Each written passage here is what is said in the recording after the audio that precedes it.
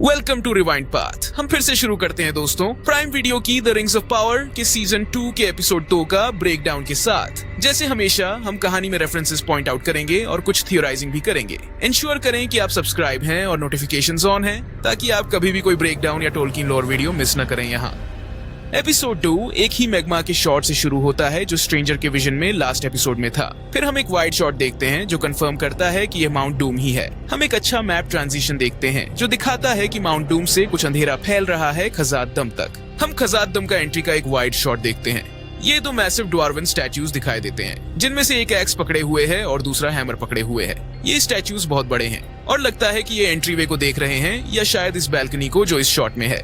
Map के movement के basis पर यह ईस्ट गेट है खजात दम का। वेस्ट गेट जो हमने सीजन 1 में एलरॉन्ड को एंटर करते देखा था वह इवेंचुअली डोर्स ऑफ डूरिन से रिप्लेस हो जाएगा और इस एपिसोड में हम इसके डेवलपमेंट का हिंट भी देखने को मिलता है। एक और डिटेल जो हम देख सकते हैं वो है निंगलोर रिवर जो एक एल्विश नाम है गोल्ड वाटर के लिए जो ज्यादा कॉमनली ग्लैडन के नाम से जाना जाता है। ग्लैडन फील्ड्स वही जगह है जहां इसिल्दुर बाद में वन रिंग खो देता है और जहां गोलम उसे क्लेम करता है कई सेंचुरीज बाद। हमें ड्वार्व्स का लाइटिंग सिस्टम देखने को मिलता है जो खजात दुम में रोशनी लाता है ताकि वे क्रॉप्स उगा सकें और विटामिन डी भी मिले। ये डिजाइन एलिमेंट मुझे सीजन 1 से पसंद आया है। फेलोशिप ऑफ द रिंग में गैंडल्फ कहता है कि मोरिया में कभी बड़े विंडोज और ह्यूज शाफ्ट्स थे जो अपर रीचेस को लाइट देते थे और एक ऐसा ही शाफ्ट बलिन्स टूम पर लाइट कास्ट करता है चेंबर ऑफ मजारबुल में। डूरिन और डिसा मार्केट में शॉपिंग कर रहे हैं और हम देखते हैं कि डूरिन को सीजन 1 में अपने फादर द्वारा कास्ट आउट कर दिया गया था।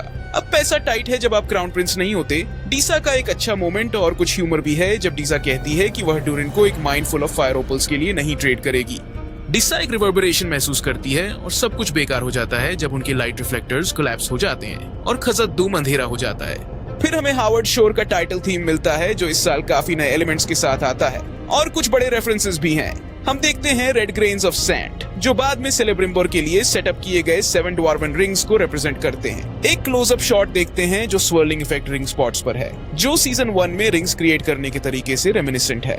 अगला शॉट जो मैंने पहले 10 सर्कल्स समझा, मुझे लगता है कि ऊपर मिडिल में जो सर्कल है वो शायद एक्चुअल रिंग नहीं है, इसलिए ये 9 for men रिप्रेजेंट कर सकता है, वरना ये 9 for men और एक सेंट्रल रेड रिंग हो सकता है जो 1 रिंग को रिप्रेजेंट करता है। फिर हमें एक वाइड शॉट मिलता है जहां हम 19 रिंग्स देखते हैं 1 को छोड़कर। टॉप पर 9 for men हैं, मिडिल सेक्शन में 7 for dwarves हैं और इनमोस्ट पोर्शन में 3 for elves हैं। फिर इमेज एक ट्री में बदलती है जो शायद लिंडन का ट्री को रिप्रेजेंट करता है या फिर व्हाइट ट्री ऑफ न्यूमिनोर हो सकता है। न्यूमिनोर की बात करते हुए अगला इमेज एक क्राउन के साथ 7 स्टार्स का सिंबल है जो स्पेसिफिकली एलेंडिल से जुड़ा हुआ है। यह सिंबल व्हाइट ट्री के साथ एलेंडिल के डाउनफॉल के बाद उसका स्टैंडर्ड बन गया, एक बैनर जो एरागॉन भी एक दिन अनफोल्ड करेगा। फिर हमें डोर्स ऑफ डूरिन का एक छोटा सा इल्यूजन मिलता है। आर्च सबसे प्रोमिनेंट पोर्शन है और हम देख सकते हैं कि साइड्स पर 2 ट्रीज भी रिप्रेजेंट किए गए हैं। फिर बाल रॉक का हेड आउटलाइन और एक सन मोटिव दिखाई देता है जो न्यूमिनोर में आया था, लेकिन ये एक मेनेसिंग और थोड़ा ब्लड शॉट आई लग रहा है। अगले फ्रेम में हम गोल्डन सर्कल देख सकते हैं जो 1 रिंग को रिप्रेजेंट करता है जो सॉरन फोर्ज करेगा। फिर कुछ फॉर्मेशंस दिखते हैं जिन्हें मैं मेन रिकॉग्नाइज नहीं कर पाता और फिर हमें सॉरन का क्राउन सेंटर में दिखाया जाता है। फिर ग्लैड्रियल एल्फिरिन सीड्स प्लांट कर रही होती है जैसे अदार ने सीजन 1 में किया था।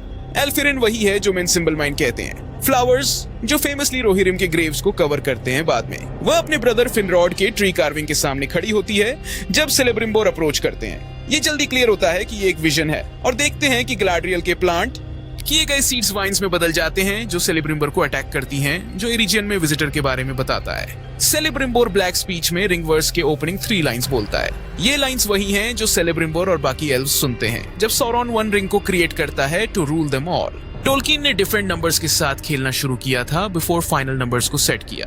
एक वक्त पर उसने 12 for men का सोचा था, एक और वक्त पर उसने एल्व्स और मैन के नंबर्स को स्वैप किया। सेलेब्रिम्बोर को वाइन्स से मार दिया जाता है और वह एक हॉरिफिक परवर्जन बन जाता है उनके वुडन मेमोरियल्स का। एल्व्स स्काउट रिपोर्ट्स के बारे में बात कर रहे होते हैं जब गैलेड्रियल अपने विजन से बाहर आती है और इसके रिंग का रोल बाद में डिस्कस करेंगे। वह गिलगलड को बताती है कि सॉरन को अपने गोल को अचीव करने के लिए रिंग्स की जरूरत है ताकि वह सब लोगों के माइंड और विल्स को बेंड कर सके। गिलगलड कहता है कि सॉरन अकेला है और एरिजियन अच्छी तरह से प्रोटेक्टेड है। हम एक एल्विश मैप देखते हैं मिडिल अर्थ का। कॉर्नर में एलरॉन्ड के फादर एरेंडिल का डिपिक्शन है जिसमें एक सिल्मरिल का लाइट है जब वह सेल कर रहा है। जैसे हमने लास्ट सीजन में डिस्कस किया, वह और एलरॉन्ड की मदर एल्विंग वैलिनोर गए थे वलार से इंटरवीन करने के लिए मॉर्गोथ के खिलाफ। वॉर ऑफ रात के बाद एरेंडिल स्काई में सेल करता है, सिल्मरिल उसके ब्राउ पर एक स्टार की तरह। एक छोटी सी फ्लैश के बाद सौरॉन एरिजियन में वेट कर रहा है और सेलेब्रिम्बर को देखता है और कुछ पिटी ले रहा है, लेकिन ब्रिम्बी से अभी नहीं।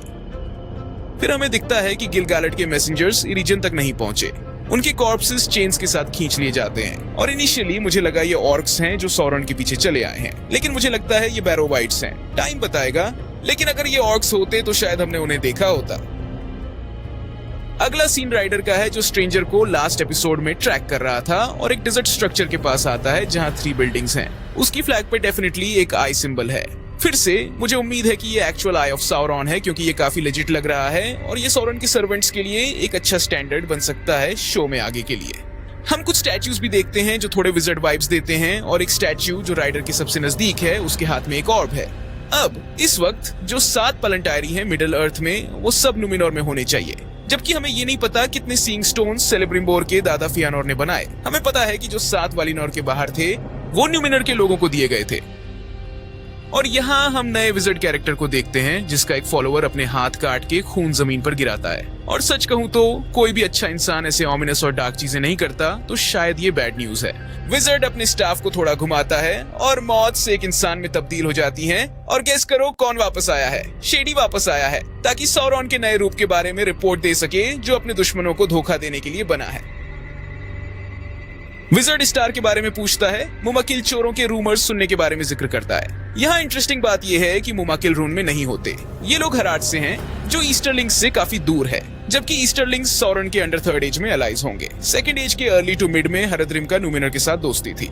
इस सीजन का एक बड़ा सवाल ये है, ये नया विज़र्ड कौन है? जो प्रोमो इमेजेस हमने देखे हैं उनसे कुछ लोगों ने गेस किया है कि ये सरुमान है और स्ट्रेंजर गैंडाल्फ है। ये गेस समझ में आती है कुछ पीटर जैक्सन के इंस्पायर्ड हिंट्स को देखते हुए जो स्ट्रेंजर ने लास्ट ईयर दिए थे, और सिरान हाइंड्स का high and mighty evil vibe. लेकिन मुझे लगता है कि जो सेटअप है ऑपोजिट साइड्स पे होना, ये मेरी थ्योरी को इनडायरेक्टली कंफर्म करता है कि ये एक्चुअली 2 ब्लू विज़र्ड्स हैं। सारुमान और गैंडल्फ का एंटेगोनिस्टिक होना इतनी जल्दी उनकी हिस्ट्री में थोड़ा अजीब होगा। सारुमान एक ट्रेटर बनने वाला है, ऑर्डर का सबसे बड़ा बिट्रेयल। अगर आप ऑलरेडी इविल हैं तो लोगों को सरप्राइज करना मुश्किल होता है।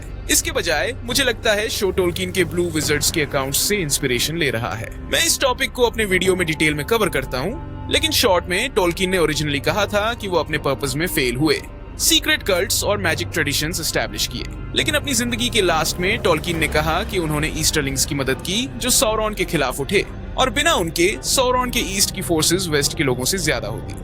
बेसिकली मुझे लगता है हम दोनों को इस कहानी में देख रहे हैं। स्ट्रेंजर अच्छा ब्लू विज़र्ड होगा जो ईस्ट के गुडमैन को रैली करेगा, जबकि ये नया विज़र्ड कल्ट्स को एस्टैब्लिश करेगा, जो कि लगता है शायद उसने ऑलरेडी कर लिया है। मास्कड मैन विज़र्ड को रिपोर्ट देता है और पता चलता है कि उसके लोगों पर एक कर्स है। वो स्टार को लाने का ऑफर देता है एक्सचेंज में उनके हील होने के लिए। इस सीन में मैंने देखा हाइंड्स का विज़र्ड का आईब्राउज एपिक है। हमेशा अच्छा लगता है देखना कि विज़र्ड के पास बड़े आईब्राउज हैं।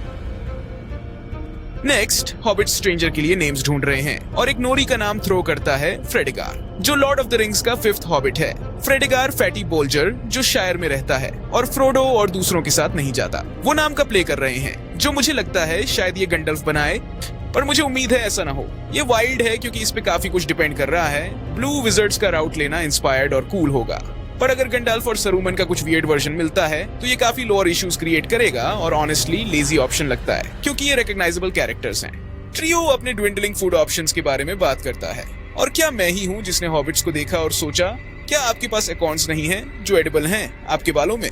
क्या ये वियर्ड फैशन चॉइस स्टारवेशन के लायक है? जब हेलमेट क्रू आती है हम देखते हैं उनके हॉर्सेस के राइट लेग्स पे ब्लू मार्किंग्स हैं। ये क्या सिंबलाइज कर सकता है पता नहीं, लेकिन हम देखते हैं कि लोगों के चेस्ट प्लेट्स पर भी ब्लू है। शायद ये ब्लू विज़र्ड के लिए सर्विंग का हिंट है। ट्रियो डिटेक्शन से बच जाता है और वाटरलेस डेजर्ट राउट ले लेता है।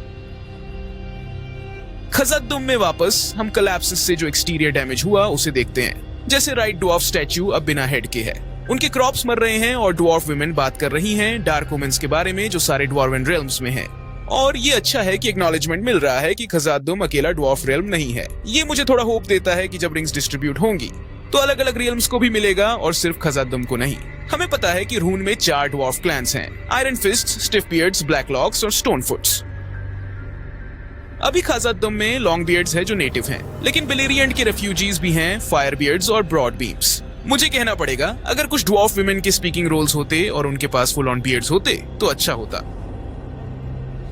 हम नार्वी से रिपोर्ट लेते हैं कि माउंट डूम का इरप्शन एक्चुअली उनके शाफ्ट्स का कोलैप्स करने का कारण बना और उन्हें सेफ पाथ ढूंढने में मुश्किल हो रही है। मैं रिवर्बरेशन से केव इन होने को समझ सकता हूँ, पर मुझे नहीं पता ये रिपेयर या नए शाफ्ट्स डिच करने को इम्पॉसिबल क्यों बनाता है। एनीवे, डीसा और डिसेटिस रॉक्स को गाने लगती हैं और लास्ट शाफ्ट कोलैप्स हो जाता है जो उनके प्लान के ऑपोजिट है, तो ये बमर है।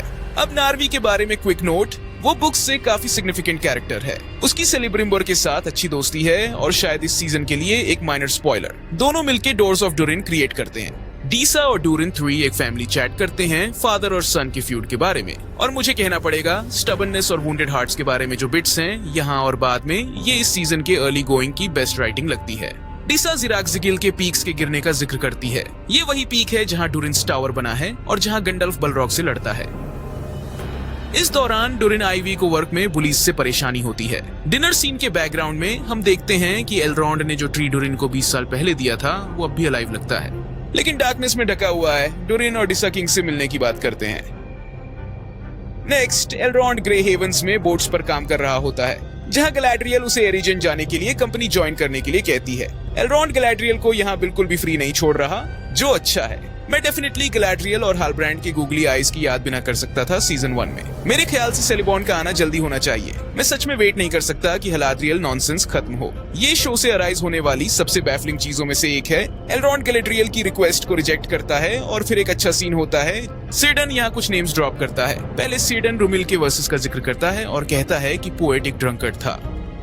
अब मैं बाकी क्लेम के बारे में नहीं कह सकता, लेकिन रूमिल वालिनोर का एक एल्फ था जो written characters known as Tengwar of Rumil को डिवाइस करता था। फिर वो कहता है डैरन के बारे में मत पूछो जो इंसफरेबल था, पर उसकी सिंगिंग वॉइस अच्छी थी। ये मुझे हंसने पर मजबूर कर गया, क्योंकि डैरन वो एल्फ था जो लूथियन को कवेट करता था और उसके ह्यूमन बेरन के लिए बिट्रे कर दिया। ज़ेडान कहता है कि काम को जज करो और मेकर्स को ईरू, टोल्किन्स वर्ल्ड का गॉड, के ऊपर छोड़ दो। वो कहता है एलरॉन्ड को डर होना सही है जो रिंग्स सौरॉन के हैंड्स में क्या कर सकती हैं, लेकिन ये उनकी सबसे ट्रस्टेड फ्रेंड्स के पास हैं। ओवरऑल मुझे सेडन कैरेक्टर इस शो में काफी पसंद आया है। उसमें एक ग्रेट इथीरियल क्वालिटी और विजडम है जो सबसे ज्यादा एल्वन लगती है इस शो में। नेक्स्ट, स्ट्रेंजर और हॉबिट्स एक वेल पर आते हैं और हम देखते हैं कि फ्लैग पर सेम आई लोगो है। वेल में एक क्लेवर ट्रिक है जहां रोप को नीचे गिराने पर एक बेल का साउंड होता है। जब तक आप धीरे से गिराते हैं, लेकिन वो नहीं करते, तो राइडर्स शो अप हो जाते हैं। लेकिन उससे पहले स्ट्रेंजर अपने ड्रीम्स से स्टाफ पाता है और जब राइडर्स अटैक करते हैं वो स्टाफ को नीचे मार के क्वेनिया में कुछ रिसाइट करता है। मुझे पूरी फ्रेज समझ नहीं आई, लेकिन मुझे लगता है मैं लेनातुली सुन पाया, जो डिपार्ट का मतलब हो सकता है। शायद वो उन्हें लीव करने का कमांड दे रहा है। ग्राउंड पाउंड से धूल उठती है और एक ईस्टरलिंग कहता है जीगुर। ये इंटरेस्टिंग है क्योंकि ये अडुनाइक नुमिनोरियन लैंग्वेज का शब्द है। इसका मतलब है विजर्ड। एक्चुअली जब सौरन नुमिनोर आता है तो उसका नाम जीगुर होता है। ईस्टरलिंग लैंग्वेज के होते हुए एक ही शब्द है खमूल, जो नज़गुल का सेकंड ग्रेटेस्ट है। डस्ट स्टॉर्म बेहद तेज हो जाता है और उसका स्टाफ डिसइंटीग्रेट हो जाता है। हॉबिट्स उड़ जाते हैं, कभी न दिखाई देने के लिए, लेकिन शायद नहीं। फिर हमें एक बहुत कूल मोमेंट मिलता है जहां सेलिब्रिम्बोर इथिल्दिन इन्वेंट करता है। ये एक मिथ्रिल से डिराइव्ड सब्सटेंस है जो डोर्स ऑफ डूरिन को मून और स्टार्स की रिफ्लेक्टेड लाइट से विजिबल बनाता है, और ये और एविडेंस है कि डोर्स ऑफ डूरिन इस सीजन के बाद आ सकते हैं। फिर हम देखते हैं सौरन सेलिब्रिम्बर को फिडल की तरह प्ले कर रहा है। गैलाड्रियल से बात करने का झूठ बोलता है। फिर सेलिब्रिम्बर को रिंग्स के बारे में अंधेरा दिखाता है। सेलिब्रिम्बर रिंग्स के बारे में पूछता है और सुन के खुशी से झूम उठता है कि रिंग्स काम कर गई हैं और एल्वेंडम बच गया है। साउरॉन सेलिब्रिम्बोर से रिंग्स बनाने के लिए कहता है और अपना नाम हालब्रांड नहीं बल्कि कुछ और है, ये कन्फेस करता है। हालब्रांड डिसअपीयर हो जाता है जब शटर्स ब्लो ओपन हो जाती हैं और ब्रिम्बी अपना फर्स्ट एज वाइन गिराता है, तो ये बमर है। और फिर हमें फाइनली लॉर्ड ऑफ गिफ्ट्स खुद अनाटार का इमरजेंस मिलता है। वो प्रॉमिस करता है कि अनाटार के नॉलेज का यूज करके सेलिब्रिम्बोर हमेशा के लिए रिमेम्बर्ड रहेगा as the Lord of the Rings. Spoiler alert, वो टाइटल नहीं रखेगा। ये अनाटार के लिए एक अच्छा एंट्रेंस है और सेलिब्रिम्बोर पूरी तरह से इसके जाल में आता है और मुझे लगता है ये बिलीवेबल जॉब है। सौरॉन का I am a sharer of gifts Annatar बोलना थोड़ा क्लमजी लगता है। फिर सेलिब्रिम्बोर कहता है अनाटार लॉर्ड ऑफ गिफ्ट्स। लगता है शेयरर ऑफ गिफ्ट्स लाइन को कट किया जा सकता था तो ये कम रिपीटेटिव और क्लीनर होता, लेकिन ओवरऑल ये एक स्ट्रॉन्ग एंट्रेंस है एक कैरेक्टर के लिए जिसे बहुत से बुक फैंस जैसे कि मैं सीजन 1 में देखने की उम्मीद कर रहे थे। फिर हमें पता चलता है कि एलरॉन्ड ने रीजन जाने का अग्री किया है, लेकिन ये रिवील होता है कि वो कंपनी को लीड करेगा, सिर्फ ज्वाइन नहीं करेगा। ये लाइन डिलीवरी में गिल-गलाड का ड्रामेटिक अप्रोच है जो थोड़ा एक्स्ट्रा लगता है। फिर भी ये एक वाइज मूव है। एलरॉन्ड अब तक kind of voice of reason रहा है और सिडन ने उसे इस पाथ पर सेट किया है अपने फ्रेंड्स को गाइड करने के लिए। लास्टली हमें ड्यूरिन आईवी को ड्वार्व्स के लिए रीजियन आने का इनविटेशन मिलता है और एपिसोड कट टू ब्लैक होता है। End of episode. क्रेडिट्स से हमें सायरन हाइंड्स को डार्क विजर्ड के रूप में क्रेडिटेड देखा। मुझे लगता है 3 एल्वन रिंग्स ऑलरेडी एग्जिस्ट करने का इश्यू कुछ अनडिजायरेबल कॉन्सिक्वेंसेस लोअर वाइज रखता है। सौरॉन अपने नॉलेज और गाइडेंस सेलेब्रिम्बोर को दे रहा है ताकि वो नए लेवल तक पहुंचे। फिर भी उसने already 3 greatest rings of power create किए हैं। ये एक कॉन्ट्रडिक्टरी सिचुएशन है। फिर भी मुझे खुशी है कि हमें अनाटार और सेलेब्रिम्बोर मिल रहे हैं किसी न किसी फॉर्म में, और मुझे उम्मीद है कि इस स्टोरी को जस्टिस देगा जिसे फैंस देखना चाहते हैं। लेकिन आपको इस एपिसोड के बारे में क्या लगा? क्या आप मेरे साथ टीम ब्लू विजर्ड्स पे हैं? अनाटार के इंट्रोडक्शन के बारे में आपका क्या ओपिनियन है? कमेंट में बताएं और हम आपको एपिसोड 3 ब्रेकडाउन में मिलेंगे जो अगले एपिसोड के लिए है। देखने के लिए धन्यवाद और अगले बार रिवाइंड पाथ पर मिलते हैं।